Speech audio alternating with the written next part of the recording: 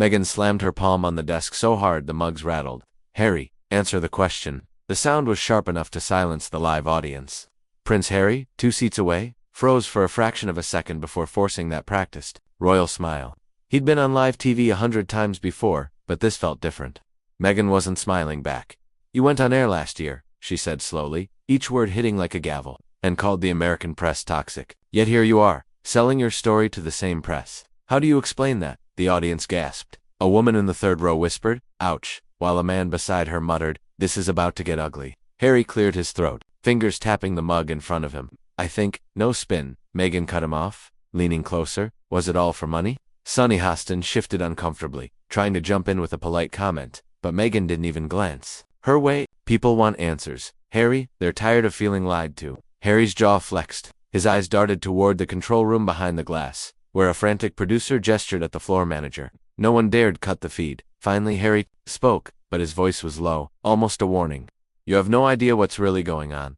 The tension changed. The audience leaned forward, sensing this wasn't just about gossip anymore. Megyn caught it instantly and pressed on, her voice soft but dangerous. "Then tell us." Harry's eyes locked on hers. "If I say it here, you won't be able to air it." A ripple of whispers ran through the crowd. The cameras zoomed in. This wasn't just an interview anymore, this was a standoff. Harry leaned back in his chair, eyes scanning the crowd as if weighing every face. "You think this is about tabloids and book deals?" His voice had an edge now. "It's bigger than that, and you know it." Megyn didn't blink. "Then enlighten us." "Your Highness." Her tone dripped with challenge. The audience broke into murmurs, some cheering, others clearly uncomfortable. One camera operator glanced at the floor manager, who subtly shook his head. "Keep rolling." Harry took a deep breath. 2 years ago, I was told to keep quiet about something I saw, something that happened inside the palace. If I talked, there would be consequences." Megyn's eyebrow lifted.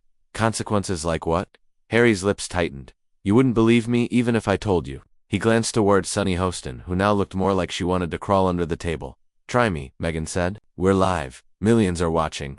That's when Harry leaned forward, lowering his voice just enough to make the audience lean in. "It's not just the palace, Megyn. It's people in your own country too. People in this very city." A loud cough came from backstage, one of the producers signaling him to stop, but Harry ignored it. "You're telling me," Megyn said slowly, "that there's a connection between the royal family and what? American politics? Media?" Harry's gaze locked on hers. Worse. The crowd collectively inhaled.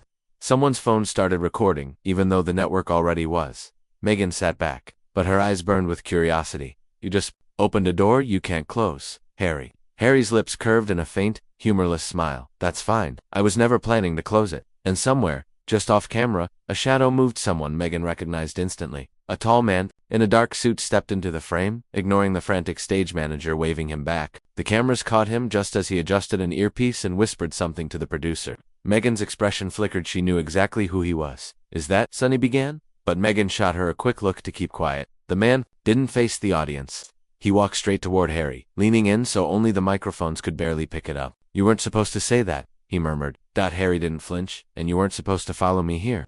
The audience, sensing the shift, began pulling out phones despite security's desperate hand gestures. Whispers swept through the studio. "FBI, MI6, Secret Service." Megyn saw the opportunity and pounced. "Care to introduce yourself to the viewers?" she asked, tilting her head with that razor-sharp smile. The man finally turned toward the camera. "My name isn't important," he said calmly, "but if this conversation continues, it won't end well for anyone in this room." Gasps filled the studio. One woman in the front row clutched her chest, muttering, "This can't be real." Harry leaned back in his chair, a strange calm settling over him. "Go ahead, threaten me, but the truth's already out there." Megyn's eyes widened. "What do you mean?" Harry looked straight into camera 3. The main feed on said, "Before this show went live, I sent copies of the files to journalists all over the world. They'll be reading them in about 10 minutes. The man's face went pale. The audience erupted in chaotic noise, half disbelief, half excitement, and then, without warning, the studio lights flickered and went out. A collective gasp filled the darkness, followed by the metallic clatter of something, maybe a mic stand, hitting the floor. The red tally light on camera 3 went dead. Viewers at home saw only a black screen, but inside the studio, the tension was electric. "Stay calm, folks. It's just a technical issue." Sonny's voice rang out, shaky but trying to sound reassuring. "Technical issue, my ass," Megyn muttered, standing from her chair. She could barely make out Harry's silhouette in the dim glow of a few backup monitors. A beam of light from a security guard's flashlight swept across the set, catching the suited man's face. He was on his phone speaking rapidly into the receiver in clipped urgent tones. "Cut the call," Harry said sharply. "You're only making it worse." The man ignored him. Two more men in similar suits appeared from the shadows near the side entrance. Their footsteps were deliberate, heavy, like they weren't here to talk. "Megyn," Harry whispered, leaning close so only she could hear. "If you want the story, get your people out of here now." "I'm not leaving," she shot back. "Not when I'm this close."